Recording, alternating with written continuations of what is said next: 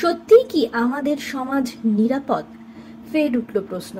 তার কারণ, ধর্ষণের হুমকি দেওয়া হলো অভিনেত্রী মিমি চক্রবর্তীকে। মিমির পাশে দাঁড়ালেন সৃজিত। কি লিখলেন তিনি প্রকাশ্যে? আপনাদের সবাইকে স্বাগত সিনে গসিপে। যখন দেশ সরব হয়েছে তিলোত্তমার বিচারের জন্য, পথে নেমেছে আম জনতা থেকে সেলিব্রিটি, তখন এই শহরেরই আর এক মহিলাকে শুনতে হলো ধর্ষণের হুমকি।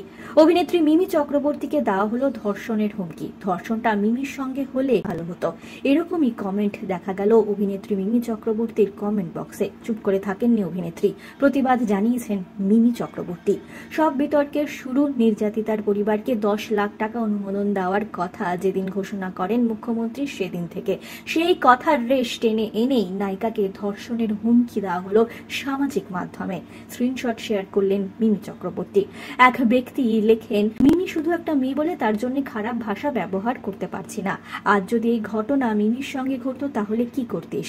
মিমির পরিবারকেও 10 লাখ টাকা দিতিস নাকি? তাহলে মিমিকে আমার ঘরে পাঠিয়ে দিস, আমি দিয়ে দেব 10 লাখ টাকা ওর পরিবারকে।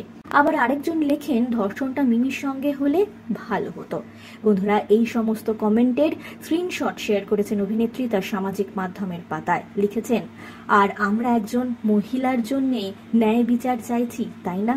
এরা অনেকের মধ্যে কিছুজন এখন ধর্ষণের হুমকিটা নর্মালাইজড করে ফেলেছেন এই বিষাক্ত পুরুষ সমাজ।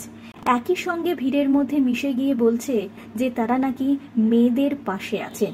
এটা কোন শিক্ষার পরিচয়? অভিনেত্রী মিমি চক্রবর্তীকে সাপোর্ট করেছেন এ বিষয়ে সৃজিত মুখার্জি। সামাজিক মাধ্যমে সেই স্ক্রিনশট শেয়ার করেছেন পরিচালক। তার সঙ্গে লিখেছেন, সেলেবদের ঘৃণা করুন কিন্তু ভেবেচিন্তে, জেলে ইন্টারনেট নাও পেতে পারেন। বন্ধুরা, এই বিষয়ে আপনারা কি মনে করেন? যখন একটি মেয়ের ন্যায় বিচারের জন্য আমরা পথে নামছি, ঠিক সেই মতো অবস্থায় শহরেরই আরেকটি মেয়েকে এরকম হুমকি শুনতে হলো। জানাতে পারেন আপনাদের বক্তব্য কমেন্টের মাধ্যমে। বিনোদন জগতের আরো অনেক খবর নিয়ে ফিরছি, জুড়ে থাকুন আমাদের সাথে। আমরা হলাম সিনে গসিপ, জুড়ে থাকুন আমাদের সঙ্গে। সাবস্ক্রাইব করুন আমাদের এই ইউটিউব চ্যানেলটি।